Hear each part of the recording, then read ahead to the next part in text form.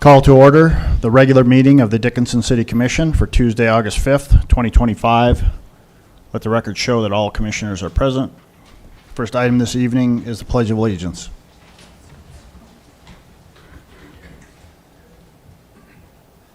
I pledge allegiance to the flag of the United States of America and to the republic for which it stands, one nation, under God, indivisible, with liberty and justice for all.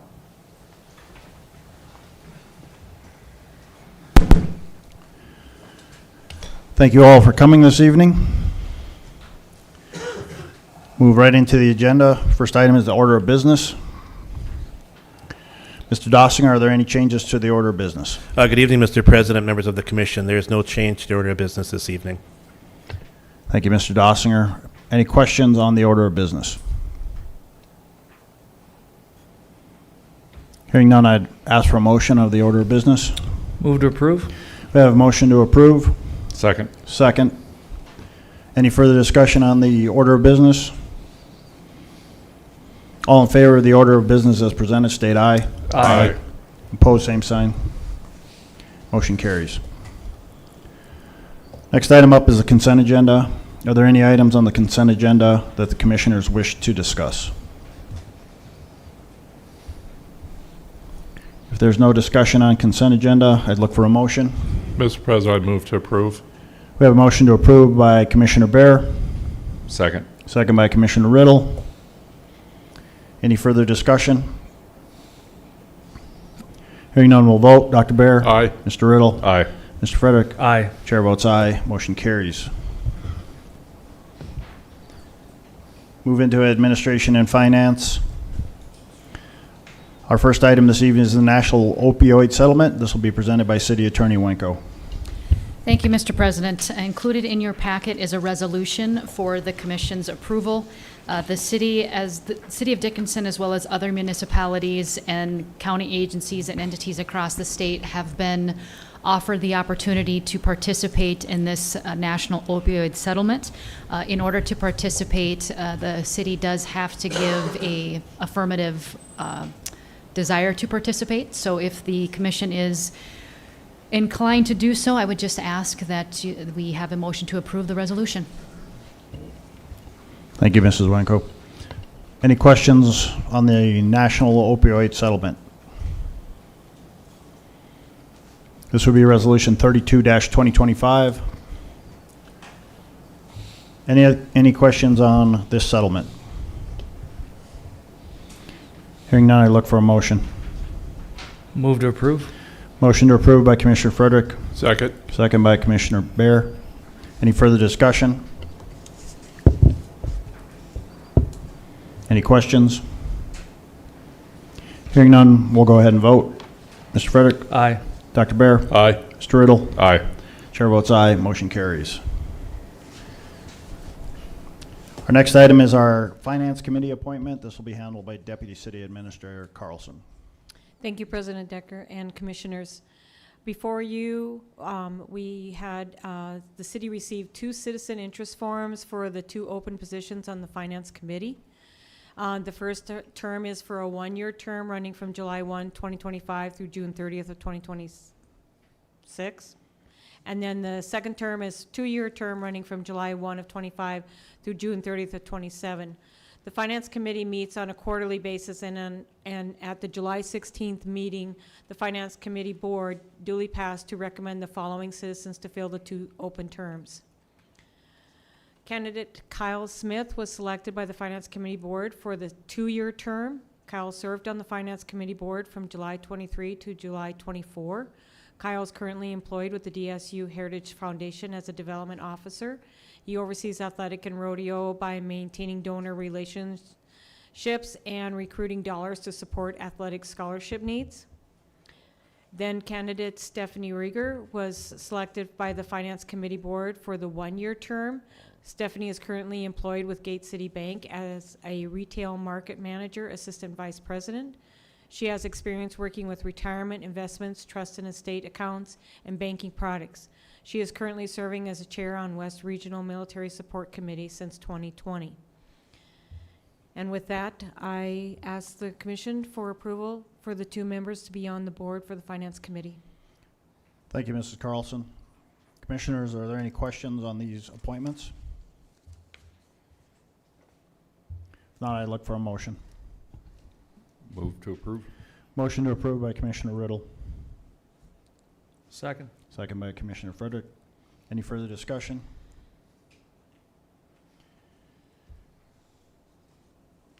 Hearing none, we'll vote. Mr. Riddle, Aye. Mr. Frederick, Aye. Dr. Bear. Aye. Chair votes aye. Motion carries. Mrs. Carlson, you have another presentation on the special election workers. Thank you, President Decker. Yes, what we're doing here is to continue with our special election. So we already put in charge the inspector in charge, who is Linda Steve, and now we will get the poll workers ready so that they can be trained in again and for the special election. So with that, we will have for judges, the judges initial and deliver the ballots to the voters, and the judge performs other responsibilities assigned by the inspector. For our judges, we have Susan Westfall and Joan Heckman, are both city residents and verbally accepted the position and will be paid $21 an hour. For the poll workers, clerks manage the poll books, they verify the voters' identification, they update incorrect poll book information, and other administrative duties assigned by the inspector. For our poll workers, we have Ron Keller, Les Dykeman, Joanne Heiser, Gail Homiston, and Peggy Meduna. Are all city residents and have already accepted the position and will be paid $21 per hour. We do have an alternate in case, in which is Mick Homiston has agreed to be on standby if needed. With that, I'm asking the poll workers to be approved. And then I just wanted to mention that notice of the special election for the city commission position, the city of Dickinson will hold a special election to fill a vacant city commission seat on Monday, August 18th, 2025. The polling location is the BAC, 398 State Avenue North, Dickinson. Polls will be open from 7 a.m. Mountain to 7 p.m. Mountain, and that is the only election site that we have in the city is at the BAC. Thank you, Mrs. Carlson. Any questions on the poll workers? I'd look for a motion to approve their positions. Mr. President, I move to approve. We have a motion to approve by Commissioner Bear, Second. second by Commissioner Riddle. Any further discussion on the poll judges and poll clerks? Hearing none, we'll vote. Dr. Bear, Aye. Mr. Riddle, Aye. Mr. Frederick. Aye. Chair votes aye. Motion carries. Thank you for the update, Mrs. Carlson. Again, Thank the you. special election on the 18th, 7 a.m. Mountain to 7 p.m. Mountain at the Bijou Activity Center.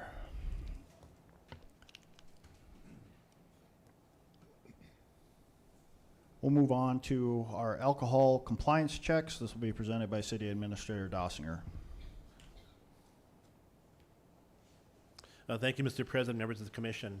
On Thursday, June 19th, Dickinson Police Department, in conjunction with the Southwest District Health Unit, completed alcohol compliance checks at 10 businesses in the city of Dickinson. Of the 10 checks, 2 businesses were found to be non-compliant for selling alcohol to a minor under the age of 21.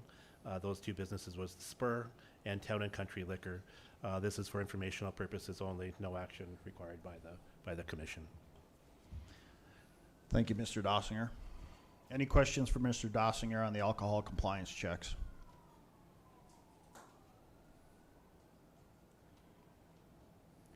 Just for informational purposes, if you hear a lot of sirens tonight, we have the police department set up here in Legacy Square and the fire department for the National National Night Out. National Night Out, that's what it is. So you're going to hear a lot of sirens, but there's probably a lot of kids crawling into vehicles back there. So you don't have to go running out of the building. All right, any other questions on the alcohol compliance checks? Next, we have a memorandum of understanding for the Dickinson Theodore Roosevelt Regional Airport. Mr. Dossinger. Thank you, Mr. President, members of the commission.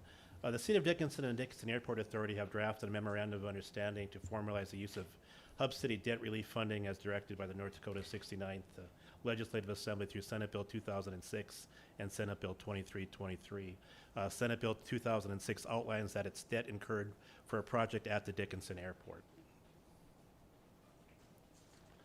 The legislation provided that during the 2025-2027 biennium, the City of Dickinson is required to utilize its allocations from the Hub City Debt Relief Pool for infrastructure debt incurred between July 1st of 2012 and December 31st of 2025. These funds are sourced from reallocated oil tax revenue and are specifically designated to aid in repaying debt tied to qualifying infrastructure projects. The City of Dickinson, in compliance with these legislative requirements, the City of Dickinson intends to incur qualifying debt for a project at the Dickinson Airport in the amount of $4,187,400 prior to the December 31st, 2025 deadline.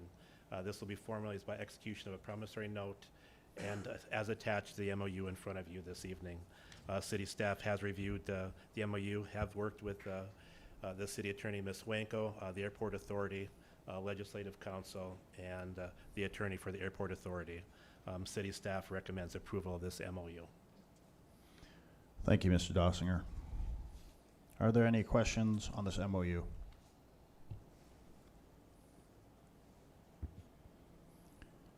If not, I'd look for a motion. Mr. President, move to approve. I have a motion to approve by Commissioner Frederick, Second. second by Commissioner Riddle, I think. He beat you out.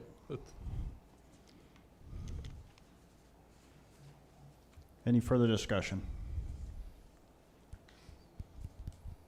Any questions? Hearing none, we'll vote. Mr. Frederick? Aye. Mr. Riddle? Aye. Dr. Bear? Aye. Chair votes aye. Motion carries. Mr. Dossinger, we have a MOU with the Dickinson Park and Rec on the West River Community Center. Thank you, Mr. President, members of the Commission. The City of Dickinson, through ordinance number 1233, implemented a 1/2 cent sales and use tax to fund the ongoing maintenance and capital improvements of the West River Community Center. This funding mechanism is governed by sections 54-26, 54-27, and 54-33B of the City of Dickinson Code of Ordinances. The current bond obligation for the West River Community Center is scheduled to be retired in 2025. With the bond nearing retirement, Dickinson Parks and Recreation District, which manages the West River Community Center, has identified capital improvements as a top priority for the 2026 budget year. Several projects have already been approved by the Park Board and are in progress. The MOU states that in 2026, the City of Dickinson shall distribute 42.8% of the revenue raised and collected from the 1/2% sales and use tax adopted by Ordinance 1233, with a total annual amount not to exceed $1.5 million to Dickinson Parks and Recreation District. Funds referenced in this MOU shall be distributed quarterly by the City of Dickinson to the Dickinson Park and Recreation District no later than January 31st, April 30th, July 31st, and October 31st of the calendar year. The Dickinson Parks and Recreation District shall continue to manage the West River Community Center and shall use the funds distributed by the City of Dickinson through this MOU for operational expenses and capital improvements related to the West River Community Center. City staff recommends approval of this MOU. Thank you, Mr. Dossinger. Any questions on this MOU? And I believe Director Ray is in the audience if you have any questions for him as well. Are there any questions for Mr. Ray or city staff?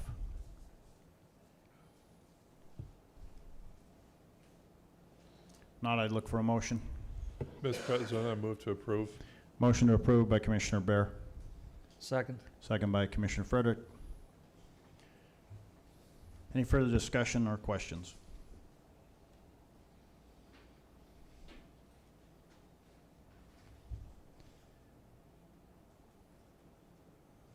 Hearing none, we'll go ahead and vote. Dr. Bear? Aye. Mr. Frederick? Aye. Mr. Riddle? Aye. Chair votes aye. Motion carries. Director Ray, did you need to say anything, or you can come on up if you want?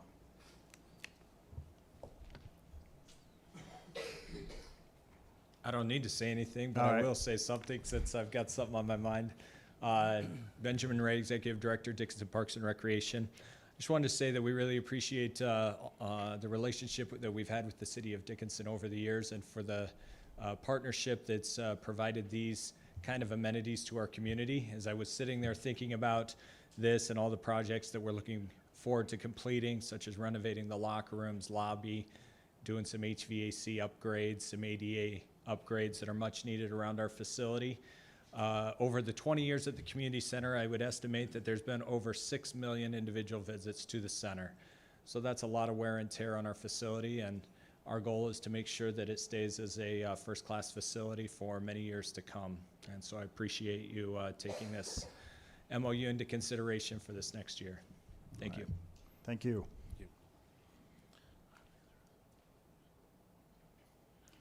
Our next item, we have the North Dakota National Guard Armory lease agreement. Mr. Dossinger. Thank you, Mr. President, members of the commission. We did receive notification from the North Dakota National Guard of their intent to terminate the lease agreement with the city of Dickinson on September 30th for the existing armory. We are currently looking at what our options are moving forward with that facility, but we expect them to be vacated from that facility right around September 30th. I don't think there's any actions we have No to take action on this. required, just informational. All right. And they should be in the process of moving out of the Armory right now, I think, into the new Readiness Center as we speak. So, That is correct. anybody from the public, once it's officially open, you get a chance to tour it. Amazing facility out there. Jump at that. It's a really great asset for our community. Okay, we'll move into Public Works. We have a declaration of surplus property. This will be presented by Public Works Director Prowse. Good evening, President Decker and Commissioners. Before you tonight to present a resolution to declare various items that are listed in your as appendix or Exhibit A in your packet that are to be disposed of city property, which would also include forfeited or abandoned property from the police department. We do have a sale slated as of right now for September 13th. And it'll be at our West Broadway location. Do I read the resolution, Christina? Yeah. It would not be required for you to read the Okay. whole thing, so. What's that? What was the question? If I had to read the resolution. Oh, no, that's, So, on that list, there is approximately 15 items that would be vehicle or equipment related, anywhere from old police vehicles to pickups. There's a couple recycling trailers and various other just regular vehicles that we no longer use and are no longer needed in our fleet. So I'm here to answer any questions you may have. And as I said, the remaining small items are listed as an exhibit in your packet. thank you, Mr. Prowse. Any questions from the commission for Mr. Prowse? This is Resolution 33-2025. Any questions?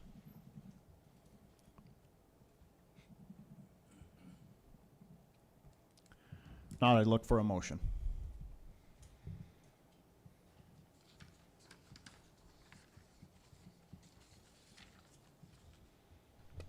Mr. President, move to approve. Motion to approve by Commissioner Frederick, Second. second by Commissioner Riddle. Any further discussion?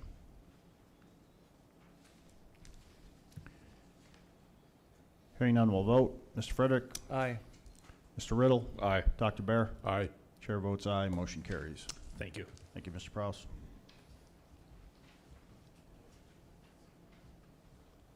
Next up is public safety. We have a proposal to engage contract paramedics. This will be presented by Fire Chief Prisnell.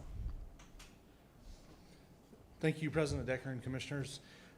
Tonight, I'm looking for your approval to engage in a company for contract paramedics. Just some background and why it matters. We're still down several paramedics full-time. The overtime is just not sustainable from a financial standpoint and a burnout standpoint for these paramedics. And we just really need to evaluate all the options that we have available to us. So we're going to compare that over a 90-day period and what the costs look like for overtime, a normal employee, and for the 90-day contract paramedic. So just some assumptions that we make. We work a 48-96 schedule. These contract paramedics would be working the same over that 90 days. It's a total of 720 hours. And then all cost comparisons are based on a single paramedic. A full-time employee, we're looking at 38,199 and some change over that 90-day period is what they would make. That's without the additional overtime. That's being fully staffed. I just wanted you guys to kind of see what a full-time employee costs us over that same period as we compare them. Option one, we just continue to pay the overtime. We're looking at 55,741 and some change. So obviously significantly higher. The benefits and differential pay and holiday pay are kind of mixed in that. There is additional cost there on top of it, plus some of the benefits are still paid on the overtime, like the retirement, and I think there's some other city benefits that would be affected by the overtime. Option two would be contract medic, all-inclusive. It's a lot higher rate. Built into that is a housing stipend for them. You have to provide housing, and it's always at a little higher rate. Some of the benefits, there's no city-paid benefits or insurance. They're fully licensed, insured, and background checked by the company that we go through, and they will be licensed in North Dakota. And with any of the contract medic companies that we've been looking at, they don't charge you for the time as they come in FTO or kind of on board with us. They don't actually start getting paid until they actually start running on an ambulance. But a total for the all-inclusive would be $54,720. And then we have option three, contract medic, where we pay for the hotel. This would be the option that we'd recommend because it is slightly cheaper. We did reach out to one of our local hotels, and they were able to give us a very, very good rate that they would guarantee for this. And one of the other concerns we had with option two, if we decide to go down this route, is them being able to find something and get that same rate with a hotel that we could get for them, let alone find a place that they could rent while they were here for 90 days. So that was a little bit of a concern there, but option three came out a little cheaper at $53,910. Here's a side-by-side cost comparison of all options and then what the normal employee costs. So again, option three is the cheapest. Like I said before, moving forward with contract option three, it is $65 an hour plus $79 is what we got for lodging at one of our local hotels. It provides immediate coverage. There's no administrative burden. They take care of all that stuff. They pay for the workers' compensation, everything. Essentially, we just pay their wage and they're here. If we decide to go down this route, we obviously are going to continue to recruit paramedics like we continue to do now. Probably take a little more active approach, being able to get out there because we'd free up some time than having to cover all these shifts. And then we're obviously reevaluating long-term staffing during that time on what it takes. And with that, I can answer any questions. I know I went through that pretty quick. Thank you, Chief Presnell. Any questions, commissioners? Mr. President, You had one for. Oh, Chief, how many people are we short? Currently, we are short 4 paramedics. So this would be 4. No, this would be, we're only looking at doing 2. 2 puts us in a really good position where we're kind of giving our existing paramedics a break so they get a little bit of a breather so we don't experience some burnout. One other thing that I failed to mention was we are seeing a massive increase in call volume, not just because we brought on the ambulance, like it's abnormal for what they were running. We're averaging 8 to 10 calls a day, which is, it's pretty high for what we normally would see. And they're not just minor injury accidents. We're seeing some significant trauma calls as well, and a lot of transfers. How long do you anticipate we would need these contract employees? We're only looking at 90 days. That's it. Short term? Yeah, very short term. This is not a long-term fix. We don't intend it to be a long-term fix. Another thing I did fail to mention is this is also going to be an evaluation for next year around the 4th of July. This is probably an option we're going to have to look at just with what we have coming into town during the 4th of July with the library and some of the other stuff happening. I think that we're going to be extremely taxed and that this might be a good option during that time as well, and we can kind of evaluate that now to get our paramedics a breather. And the company that we've been talking to, we haven't like officially engaged with them. We're just kind of trying to get some numbers. They encourage their paramedics, if they like the place they're at, to apply and go full-time. And they would actually even allow them to terminate the contract early and let us hire them. So that was one thing, talking to this group that we were looking at, that we really liked, is if the employees come, love Dickinson, they'll allow us to terminate the contract, hire them, because that's what their goal is, to place these paramedics. Okay. Thank you. Mr. President. Commissioner Barrett. Oh, sorry. Mr. President, actually, Commissioner Frederick actually asked the question I have. However, I do have a follow-up question. Chief Purcell, do we have the money in the fire budget for hiring the two contract employees? Or would that be? That's a really good point. No, we don't, but we do in the EMS budget. The way we would fund this is with the salary savings we're seeing from those 4 positions we don't have filled is enough to cover this. Okay. We would not be asking for any additional money. It's already budgeted.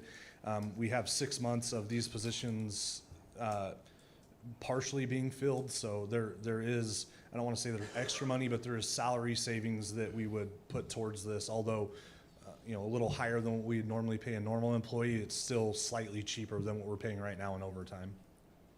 Okay. Thank you, Dr. Bear. Thank you. Mr. Dossinger. Thank you, Mayor Decker. Commissioner Bear asked a question that I was going to point out to sorry. him, that Yeah. we do have money existing in our 2025 EMS budget from the positions that weren't filled, so this would not be an addition to the 2025 budget. Okay. All right, thank you. Thank you, Dr. Any Bear. additional questions? Well, the recommendation is option 3. Commissioners, unless you have a different preference, I would lean towards going with the option 3, if I'm correct, Chief Presnell, is what you wanted. That's correct. Thank you. Okay. So I'd look for a motion. Mr. President, I move to approve. Move to approve option 3, Commissioner Yes. Bear? Yes, All right, move to approve option All right, 3. We have a motion on the table from Commissioner Bear on option 3. Second. Second by Commissioner Riddle. Any further discussion? Hearing none, we'll vote. Dr. Bear? Aye. Mr. Riddle? Aye. Mr. Frederick? Aye. Chair votes aye. Motion carries. Thank you. Just for getting this out there, we will engage with this company, get a contract put together. It'll obviously go through legal, and then we'll bring it back for your approval. And if it's agreeable to you, then we would move forward. Thank you. Thanks, Chief. Thank you. Okay. Next up is community development, and we have our library expansion guaranteed maximum price contract construction by J. Dunn. Senior Engineer Keller will be presenting. Mr. Mayor, Commissioners, for your consideration is a contract for a guaranteed maximum price construction contract with J.E. Dunn. J.E. Dunn was selected as a construction manager at risk for this building project. As such, J.E. Dunn has provided construction estimates and suggestions to improve the value of the project for the community. Some notable project statistics. We had 74 separate bidders for this project, which is about 3 times the typical number of bids received. 77% of the dollar value of the contracts are for local contractors, and these are the winning contractors, the bid-winning contractors, and 95% of the dollar value of the contracts are North Dakota contractors. Some of the items that we're talking about here is we plan to keep, during construction, we plan to keep ADA access for most of the project. The timeline, if approved, would start in September, and we'll have substantial completion by July of next year. The GMP for this project is $3,163,267, and as stated, is a guaranteed maximum price. The city attorney has reviewed the contract amendment for this, and the city engineering staff recommends approval. Thank you, Mr. Keller. Any questions for Mr. Keller from the commissioners?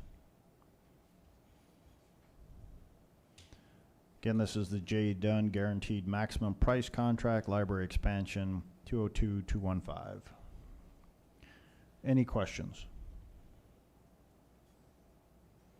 If not, I'd look for a motion.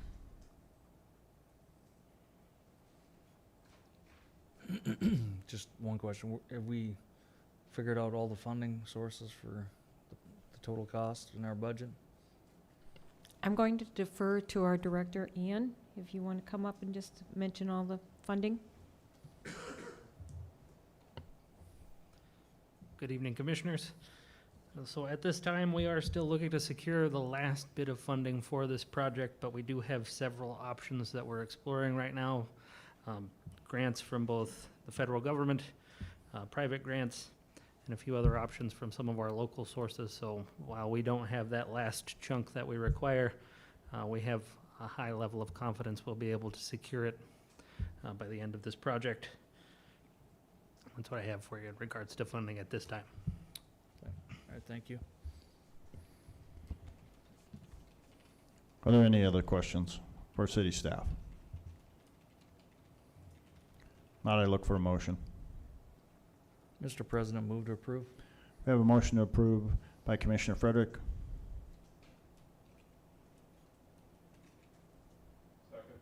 Second.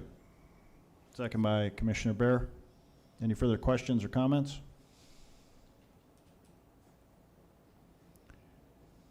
Hearing none, we'll vote. Mr. Frederick? Aye. Dr. Bear? Aye. Mr. Riddle? No, simply because funding isn't there. Chair votes aye. Motion carries.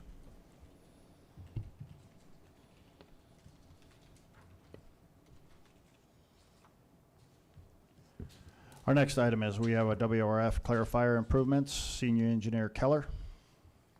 Mr. Mayor, Commissioners, for your consideration is a proposal from Clearstream Environmental to provide material and installation for both final clarifiers located at the Water Reclamation Facility. The proposal includes equipment drawings, operation and maintenance manuals, material logistics and installation with coordinated support from WRF staff. The material, which is the reason for the replacement, is an upgrade to stainless steel from the existing epoxy-coated carbon steel. The material's expected lifetime is 30-plus years with the appropriate maintenance provided. This contract is for $919,132 and is a fixed price. The city attorney has reviewed the contract amendment, and the city engineering staff recommends approval. Thank you, Mr. Keller. This is the Clearstream Environmental Material and Installation Proposal, WRF Clarifier, contract number 202419. Are there any questions for Mr. Keller or staff? Mr. President? Commissioner Bear? Mr. Keller, one question I had, does this include any training for our current city staff? This project is a direct replacement for what is installed. There's no additional training required on this equipment. They already know how to use it. They already know how? Yes, sir. Okay. Okay. Thank you. Are there any additional questions?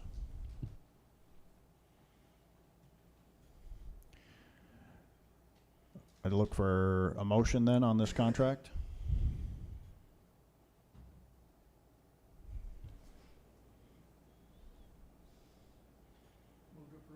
Excuse me, motion- move to approve. Motion to approve by Commissioner Frederick, Second. second by Commissioner Riddle. Any further discussion?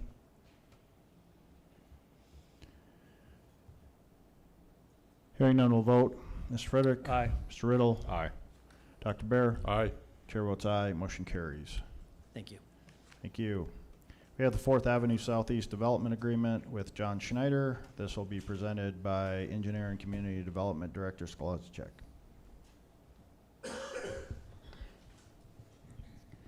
Good evening, Mr. President, Commissioners. For your consideration is a development agreement with John Schneider, who is serving as both the owner and contractor to construct the roadway and utilities from 6th Avenue Southeast to 5th Avenue Southeast. The lots and right-of-way dedication were platted with the Netzer's first subdivision dated 1977 and the Southview Home second edition dated 2012. The owner will pay for all construction costs within the City of Dickinson platted right-of-way, including in Section 2 of the development agreement document. There's some additional details. The financial securities for the public infrastructure is defined in Section 7 of the development agreement document. And then construction, engineering, and inspection services will be performed by the engineer of record, who is Northern Plains Engineering. And all those costs will be, that'll be a direct contract with the City of Dickinson and then ultimately reimbursed by the developer or by owner/contractor. There is a 1-year warranty period for the construction within the right-of-way for all the roadway and utilities, and that's included once the substantial completion of the construction project has been met. So with that being said, city engineering staff and planning staff recommend approval. Thank you, Mr. Skladchek. Any questions from commissioners on the 4th Avenue Southeast Development Agreement? There are no questions. I'd look for a motion.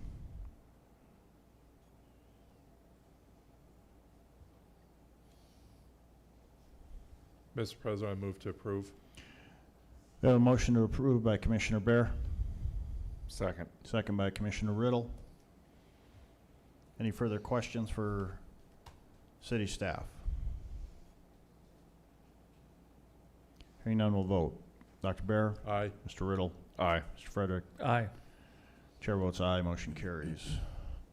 We have a Sims 2nd Street East to 9th Street East SRF loan for approval.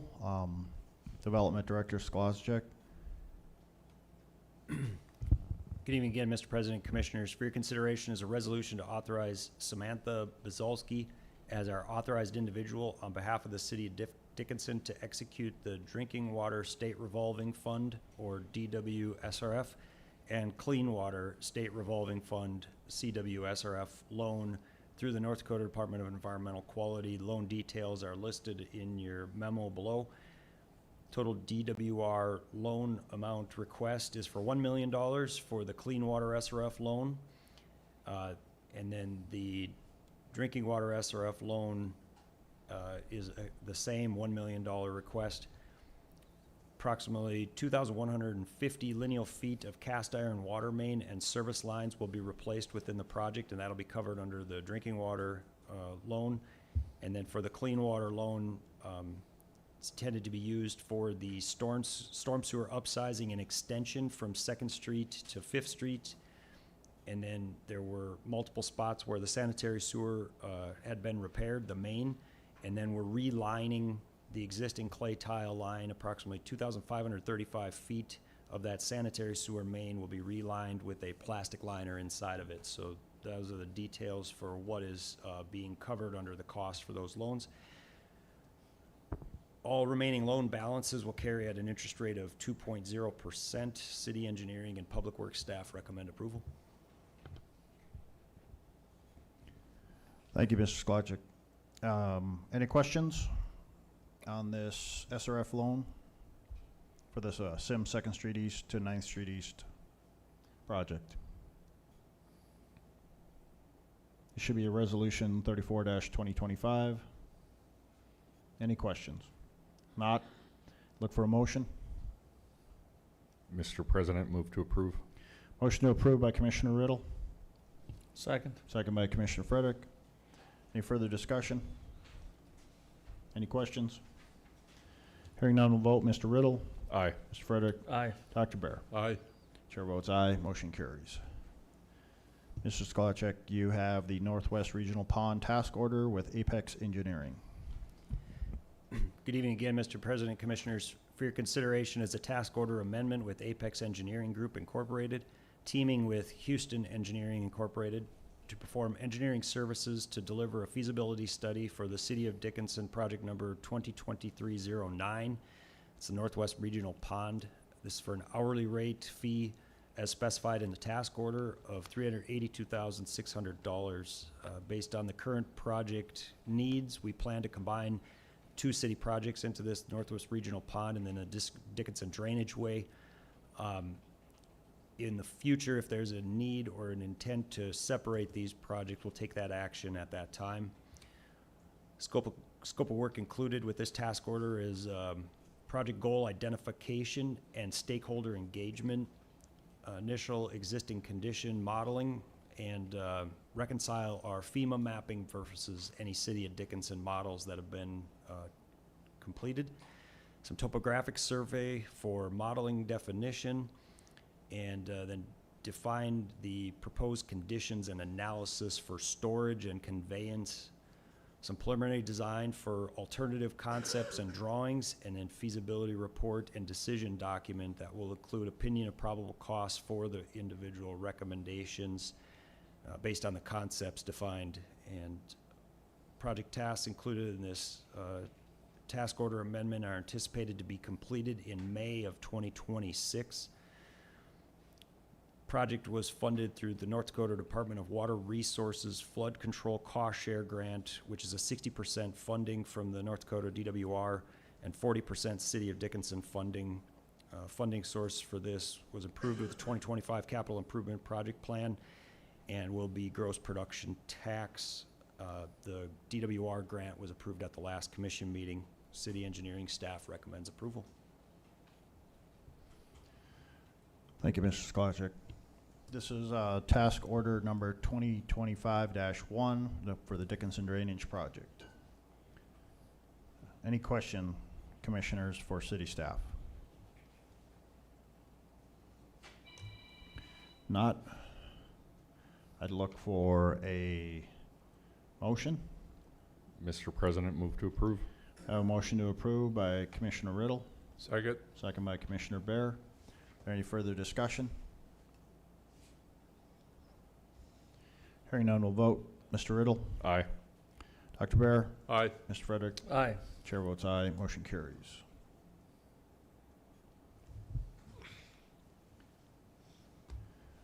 Our next item up is a right-of-way easement dedication for Lot 1, Block 10 of the Diamond Acres. Mr. Sklarczyk.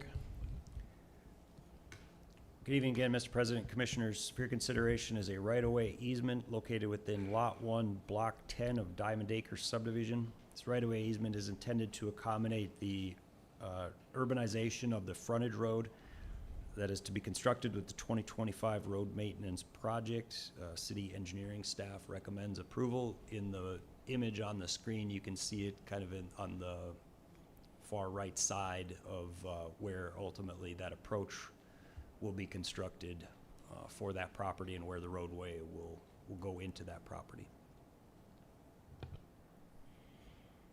Thank you, Mr. Sklarczyk. Any questions on this road maintenance right-of-way easement for approval?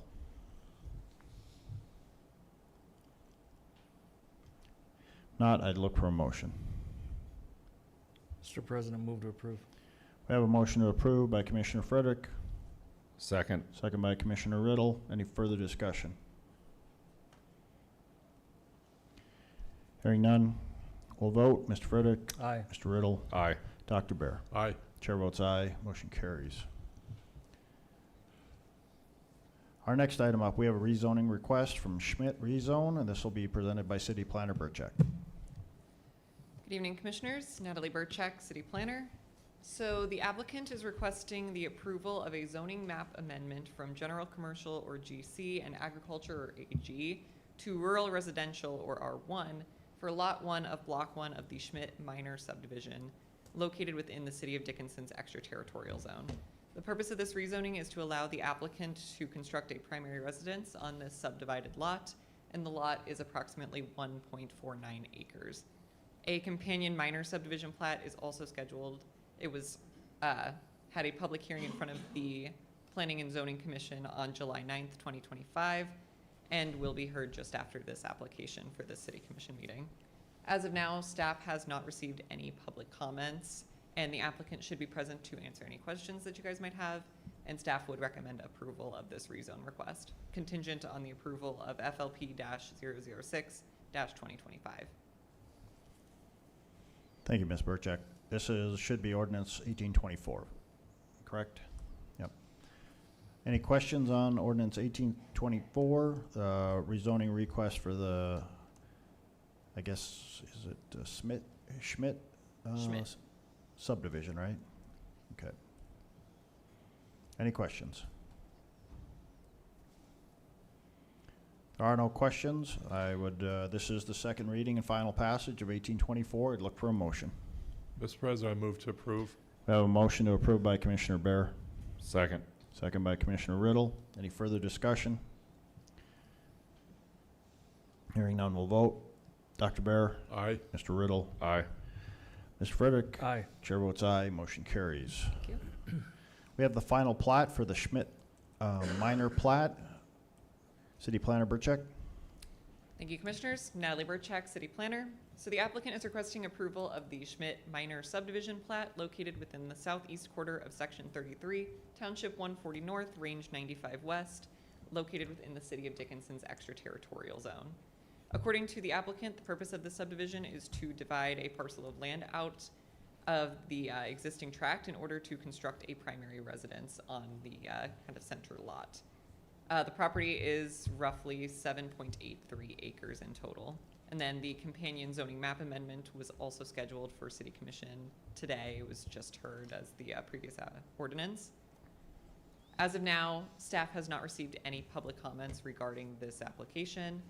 The applicant is here to answer any questions that you might have, and staff would recommend approval of this subdivision, contingent on the approval of REZ-005-2025. Thank you, Ms. Burchak. This is Resolution 35-2025.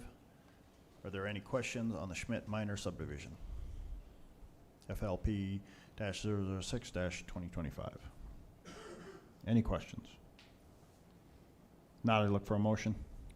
Mr. President, move to approve. A motion approved by Commissioner Frederick, Second. second by Commissioner Riddle. Is that a bid?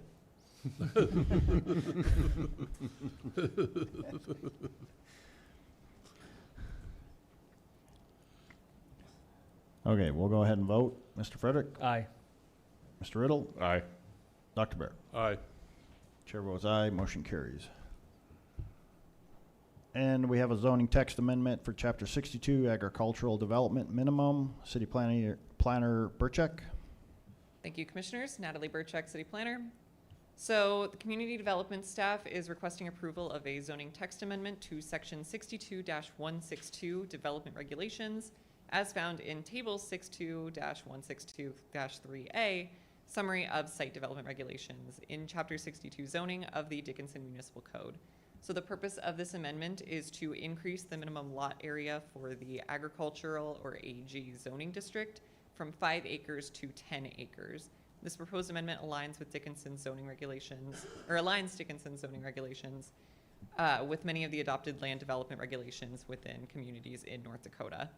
The proposed increase in the ag minimum lot size may also decrease the potential for creating land use conflicts with residentially zoned properties in the extraterritorial zone and prevent the proliferation of subdivisions consisting of 5-acre lots that can hinder redevelopment patterns in the future. As of now, staff has not received any public comments regarding this proposal. I'm here to answer any questions that you guys might have, and staff would recommend approval of this text amendment. Thank you, Ms. Burchak. Any questions on Ordinance 1825? This is the second reading and the final passage of 1825. Are there any questions or concerns? Hearing no questions or concerns, I'd look for a motion. Mr. President, I move to approve 1825. We have a motion to approve Ordinance 1825 by Commissioner Bear, Second. second by Commissioner Frederick. Any further discussion? Hearing none, we'll go ahead and vote. Dr. Bear? Aye. Mr. Frederick? Aye. Mr. Riddle? Aye. Chair votes aye. Motion carries. Thank you. Thank you. We have no one signed up this evening for any public comments. Commissioners, any comments? Mr. President. Commissioner Bear? I did want to bring up something for discussion, especially with a new commissioner coming on board, basically during a during a special election, and suggesting or recommending that the new commissioner be required to take the leadership, the Intro to Government program through the North Dakota League of Cities, which of course will not be offered until the 2026 elections after that. But I think that's a good intro to city government that a new commissioner needs to go through. And with that being said, I was also thinking over the past couple of meetings, or a few meetings, that maybe we should look at requiring all of us commissioners to take advantage of some of the League of Cities training, either it be the monthly webinars or the spring and fall conferences. I know the monthly webinars, they're all free. You can watch them live here. They're at 9 o'clock on the third Thursday of each month. They last for an hour. As long as you sign up, you can really watch them at any time at your own convenience. And I just kind of think there's been a lot of discussion that we've had lately on new issues that have been covered in these trainings. And I think we could get probably a better understanding of what's happened, of course, even with the most recent biennium and the changes that were made, if we keep up with what the League of Cities put out. So I know you and myself have gone to the spring and fall conferences, and so has Mr. Dossinger. But even the three of us trying to go to all the various seminars is virtually impossible. And oftentimes there's a lot of good seminars put on it, but if more of us would attend that, then we could get together and bring that information back and at least have somebody covering each of the different seminars that are offered, especially during the fall conference. It's something that I think if you're going to be a commissioner, we need to stay on top of all the recent information that comes out, and new stuff comes out daily. So it's something I'm very strong with. And of course, I'm very involved with the League of Cities. So I just would like to propose that become more of a requirement of being a city commissioner. Well, thank you for your comments, Commissioner Barra. I don't think we can require, but I think we can advise them to go ahead and take advantage of those just by, informational, just stay on top of it. And like you said, there is a lot of good information that comes out by attending the spring and fall conferences. It's another one of those time commitments, so I guess we can place that as information for them so that they can hone their skills as being commissioners. Yeah. But I don't think we require them to do it, but I guess we can advise them that it would be okay. behoove them. That works too. Behoove them. There's this great information, and it would be. I just think we miss the boat if we don't. Yeah. If we don't keep up with that. There's a lot that comes out in those seminars that I think, and there's good, and attending those conferences, there's forming those relationships with those other cities that benefit us in the long run. Yes. When we have to get some help and also help them, so we have the right contacts. Yep. It's Just, and to that point, to your point, I would say even to any commissioner or candidate that's running, we are holding our budget meetings, and they are open to the public. So if you want that schedule, please get it from Miss Binstock, and then if you want to be up on what's happening, because whoever gets elected on the 18th will be sworn in shortly after that, and you're being thrown into the fire. So finishing the budget. So anything else? Commissioner Bear? No, sir. All That's right. it. Anyone else? All right. There's nothing else. I'd look for a motion to adjourn. So moved. Second. We are adjourned.